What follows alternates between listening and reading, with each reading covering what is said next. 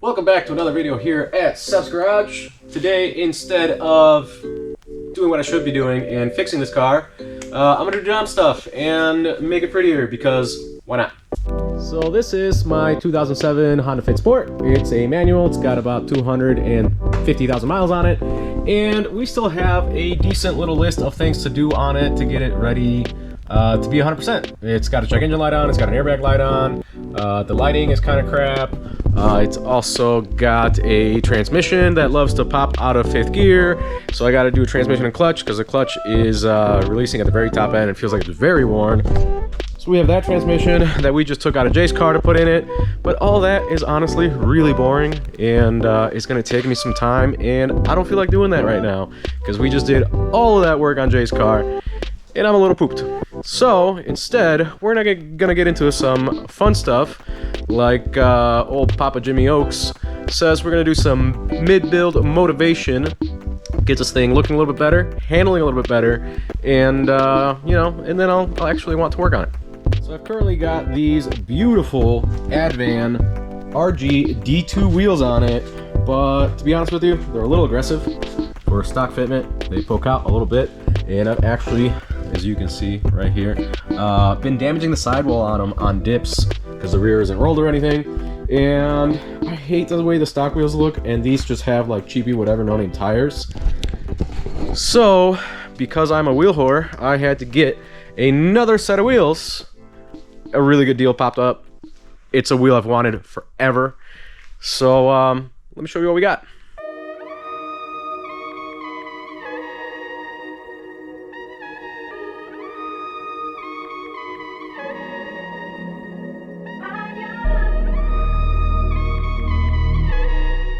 We got mismatched wheels. Again, are you surprised? I run mismatched wheels on just about all my cars. I don't know why I like them. It's got a certain kind of Japanese, old school 90s vibe to it.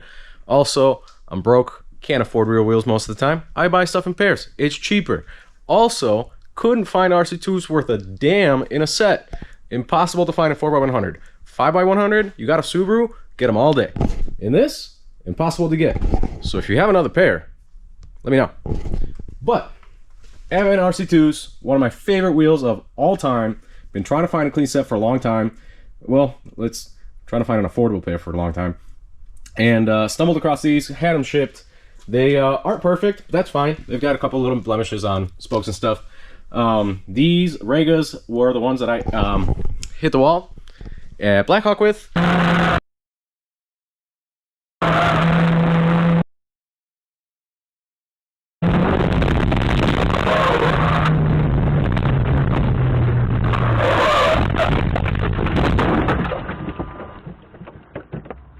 They're also not perfect, so for a very imperfect fit, they're perfect.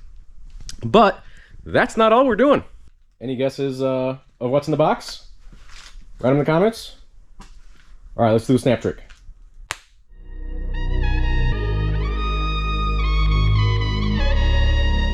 We've got ourselves a Progress rear sway bar. While I absolutely love how comfortable a stock suspension fit is, I absolutely despise the body roll because I tend to drive kind of like a jerk sometimes because people won't just move out the damn way. But yeah, this should help a lot before we do some dumb stuff with springs. So let's get this thing up in the air, take off the beautiful Advans, which I absolutely love walking up to this car every time and seeing these things. The finish on these, the camera does them no justice. It's the most beautiful finish that they ever do. But we'll put those on, and then eventually we will fix that, which is completely unacceptable by my standards. Now that the car's up in the air, we can take these off and put them off to the side for safekeeping.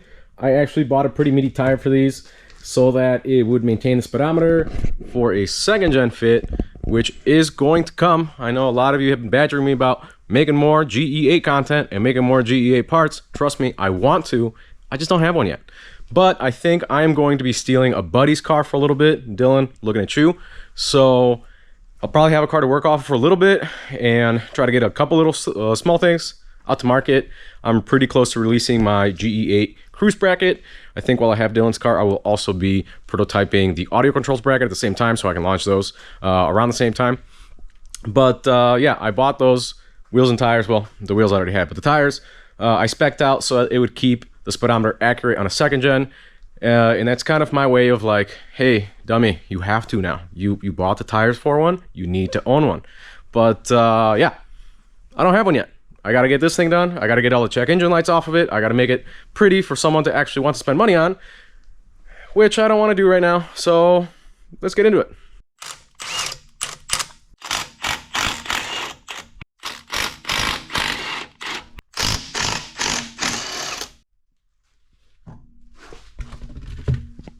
Got the tires stacked up with some protective foam in between them so we don't damage that beautiful finish.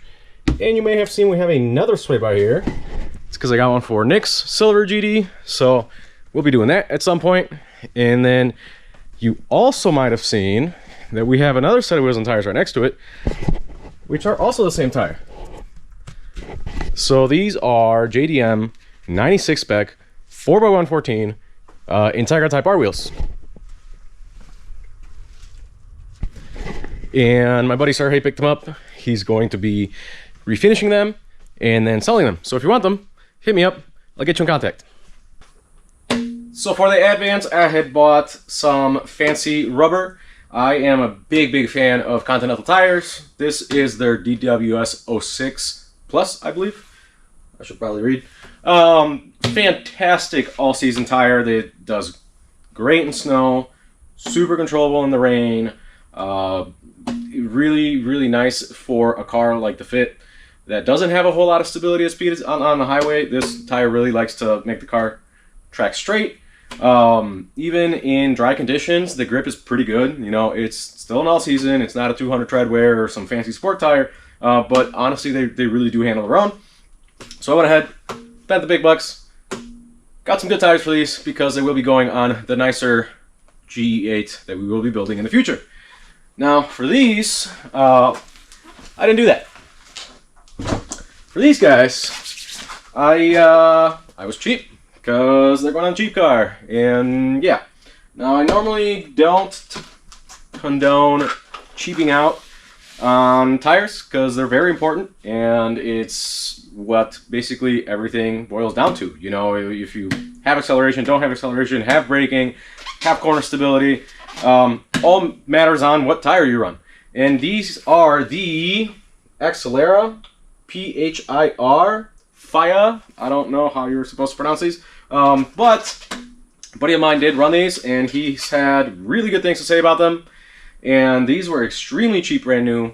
A set of 185/55. I went with the OEM first gen sizing for these instead of going up to a 205, just because I don't really care about like a super sporty performance on this car, since I have the black car to toy around with.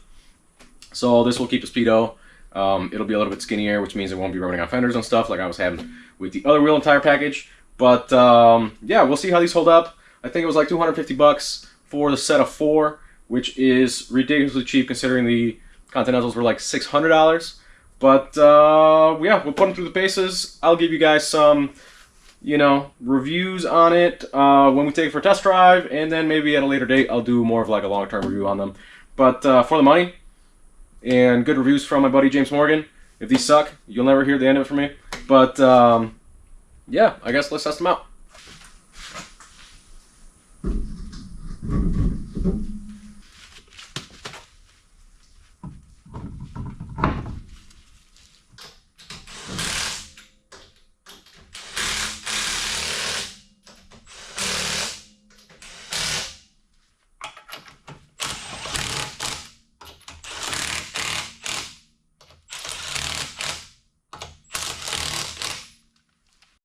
Whew, I'm excited about the way this thing is going to be coming together and looking. Even with monster truck fisting status ride height, we'll still be looking good. So before we get on the ground and see how it really looks, we got to get the sway bar back on. Well, on.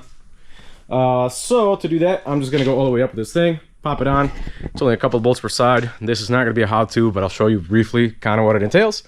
Knock it out real quick, and we'll go for a test drive. Welcome to the rusty undercarriage that is my 250,000 mile Fit. California people, if you're looking at this and having a panic attack, welcome to the Midwest. But what this sway bar does is these cars have a rear beam. They don't have independent rear suspension, so it'll tie into the spring purchase right here. Those little bolt holes you see right there, well, they're just manufacturing holes, but they will be bolt holes to us. It just ties that side and that side together, stiffens up this rear beam a little bit, and acts as a sway bar. So I'm gonna pop it in real quick and show you what it looks like after. After just a little bit of fighting a very rusty vehicle, we have got the sway bar in place. You don't have to touch the exhaust. You can just get the thing in here, clearing gas lines and everything. You'll see I did remove my springs. They are right down there, and unbolted the shocks with a little bit of support here to be able to get the height. Just because it made more sense and it was easier for me to get the bolts through. You don't necessarily have to do this. I have installed these without touching the suspension before, but it made the most sense in my case. I also popped them out because I am looking at them for some future shenanigans where we mess with ride height. We'll see what I end up doing for that. But for now, I'm gonna get everything back together, everything torqued, including the wheels, and then we'll do some cool shots and take it for a test drive. We've got everything back together here. Springs are back on. Bars tightened up. You'll see these poke out a little bit from the bottom, but it's not going to touch anything. The kit does come with a sticker. I threw it on the bar. Not that anyone will ever see it, but we know it's there. It'll be our little secret. So now that this is done, it's time to bring the car down, torque the wheels, and we're about to go on a special journey to pick up the new secret project.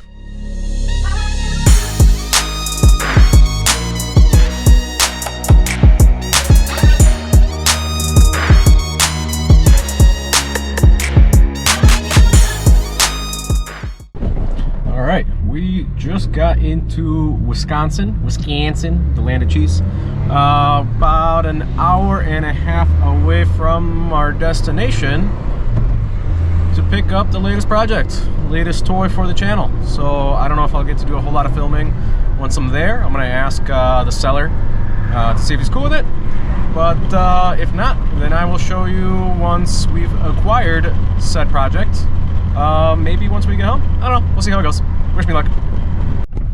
So we have some precious cargo back there, which means we just made more terrible life decisions. So we got another hour and a half, nearly 2-hour drive back to the shop. See you when we get there. Well, I know I didn't really film all that much about actually picking up the new project, but it's a couple days later, as you can tell by my changing clothing. More on what happened in between a little later, but let me show you what we picked up.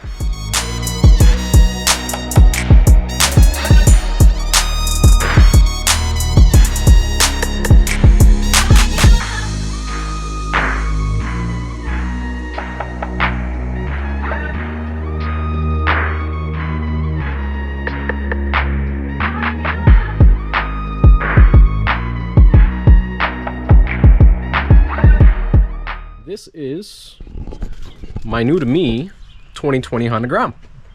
So I've been wanting a little bit of a track support vehicle for some time. As you can see, that is the track car there.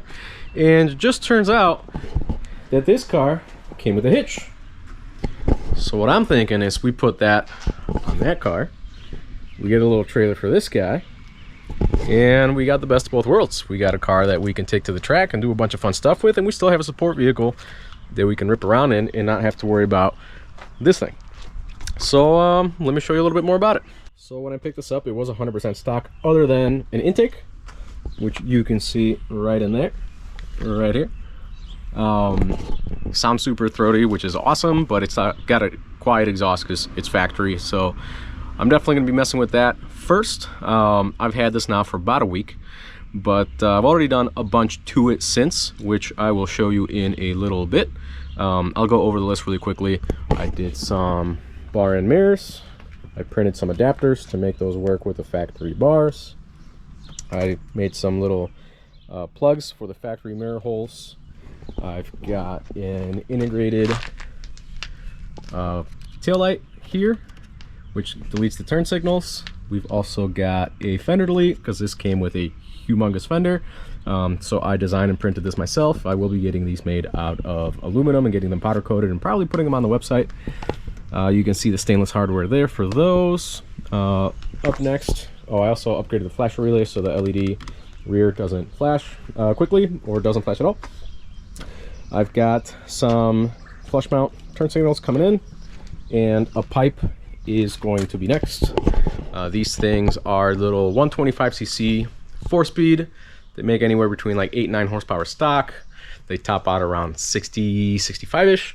My plan is to get a pipe on it so people can hear me, because it's a little terrifying how little people pay attention around here.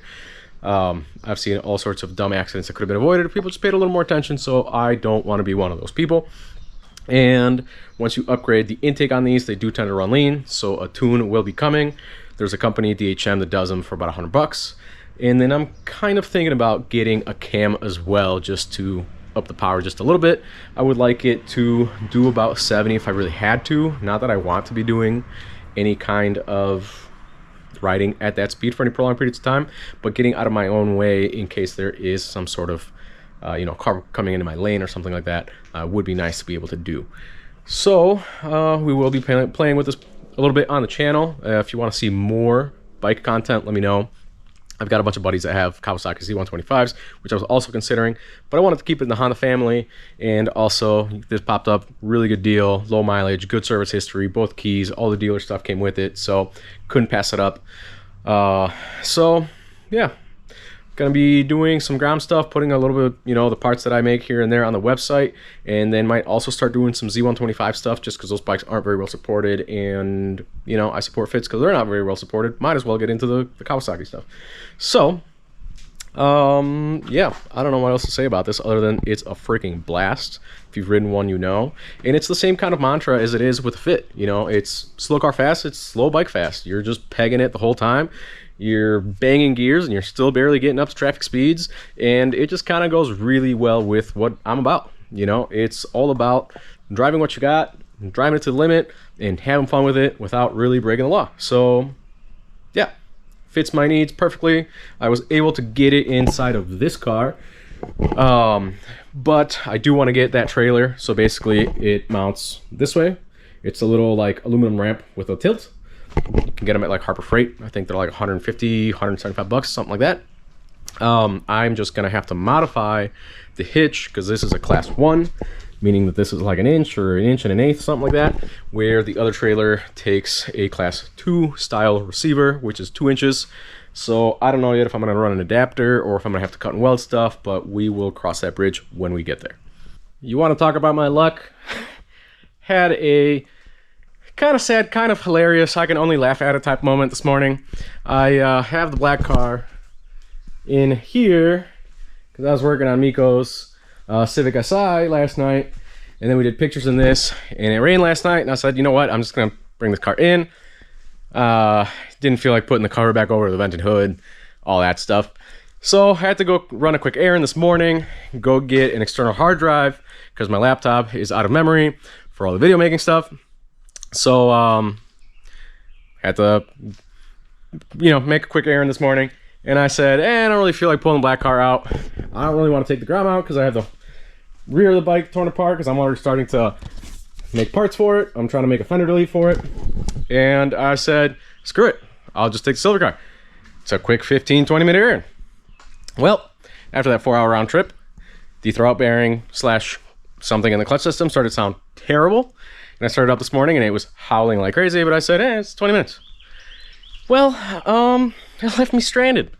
So I had to call a tow truck, get towed, spend the $100 I made last night with Miko. So thank you for giving me cash, Miko, because I just handed it right over to the tow driver. And now I got to replace the transmission a week early, which you already know I didn't want to do. But yeah, old girl left me stranded. So I guess we're gonna have to do that sooner than later. Kind of forced my hand a little bit, but it was already in the cards. The timing of it all just kind of sucks. But yeah, get a Fit, they said. They're reliable, they said. Well, 250,000 miles and a lot of abuse.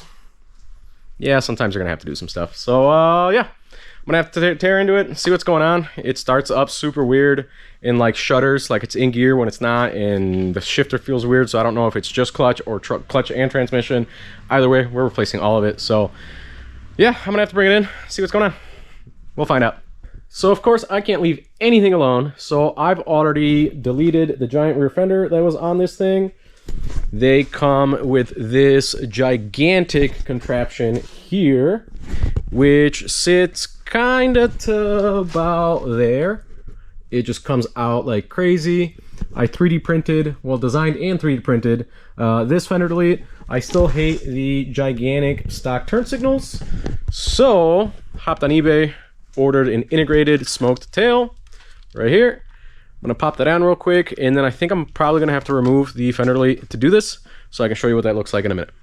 So this is the 3D printed piece that I made. It's a little thin and a little flimsy, so I'll be remaking it a little bit thicker, but it houses both of the stock turn signals, the plate light, which I'll be switching out for a nicer LED unit, the plate itself, and it mounts to where the old fender was in 4 positions.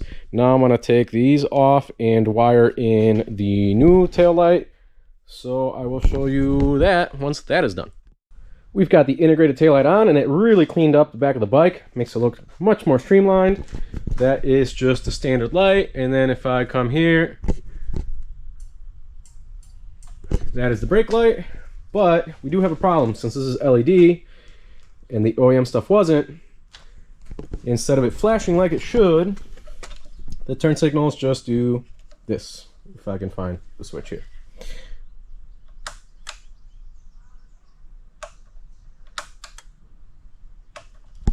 They just stay on and they don't flash because it doesn't have enough resistance. But there's a motorcycle shop about half an hour away that's got the proper flasher relay in stock. So I'm gonna go ahead and take a ride there, and then I think I'm gonna ride down to my mom's because she doesn't know that I have this yet, and her fiance have been looking for a bike, so I'm gonna surprise her and be like, hey, I got mine, where's yours at? So yeah, let's take a ride. We are back from a ride. I didn't actually do much of any filming because it was absolutely horrifying.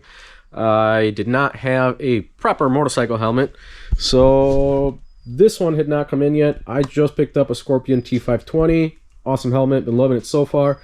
But instead, I was riding with my mountain biking helmet. It is MIPS, but it's not DOT rated. It is open face. And riding with that thing, doing about 60 miles an hour in a tiny bike with 12-inch wheels was absolutely terrifying. And the GPS took me some weird back road route where I had to go through ripped up roads and road construction, got passed by a giant semi full of gravel and things flinging stuff everywhere at me. I was not ready to get bucked by the wind as hard as I did. So yeah, sorry, no footage from that ride. But now that we've got a proper helmet, proper set of gloves, jacket will be next at some point. It's been a kind of expensive week for me, so I'm trying to chill a little bit. But I did pick up that flasher relay, so now you can see that if we turn this on, it flashes properly like it should. Same with the other direction. So I'm glad that that's fixed because I can actually use my turn signals now and not be a danger on the road or have to take my hands off of the handlebars and give hand signals. You'll also see I've got Silver Car up in the air. Something is extremely wrong with the transmission in this. You might be able to hear there's a bunch of clanking and stuff going on in there. The car does not want to move unless the clutch pedal is all the way down, so I'm pretty sure something's pretty wrong internally in the transmission. I do have this one to put on. I do also have the clutch that is only a year old. It came off of Jay's car with a new throwout and pilot bearing. I also just ordered some new mounts and have a rear mount that was in decent enough shape to just kind of do a bunch of service on this. I was supposed to go to the Grid Life event at Gingerman next weekend, but I don't know if I'm going to make it now just because this thing is going to need a bunch of work before then, and this car is not quite ready to make that long a trip. I have been waiting on some stuff to come in to do some more work on the car before getting an alignment, so it just kind of has an eyeball alignment right now. It's okay to do, you know, around town stuff, but I don't really want to take it on a 3-hour and change trip there and then back and then, you know, chew up tires when I don't necessarily have to. I also don't want to have to pay for an alignment twice within a month or so, because that's $100 I can save and I don't really feel like spending. So we'll see if I get to go there. If not, I've got a bunch of other content to bring you guys. Please do let me know if you're interested in seeing more bike stuff. I'm really excited, and I've been doing a bunch of little short trips on the Grom. I do plan on getting more into it and doing a bunch of stuff. I think I could do a riding video. We could do a video comparison and install on the exhaust that's coming in. I'm happy to show you how the integrated taillight is actually installed and do a walkthrough DIY if you want to see that. Same with the flasher relay, because you do have to take apart the headlight assembly, like the whole thing off the forks. So yeah, it's a new, fun, exciting venture for me. I haven't been on a bike in like 10 years, so, getting used to riding again. I have been doing cycling stuff for a long time, so, I've never been off of two wheels for any prolonged period of time, but something with an engine, I'm having to get used to again. But, yeah, let me know what you want to see. Put it in the comments. Shoot me a message on Instagram, whatever you got to do. But we're out of time for this one before we start getting into work on that one. But thank you so much for watching, and I'll see you on the next one.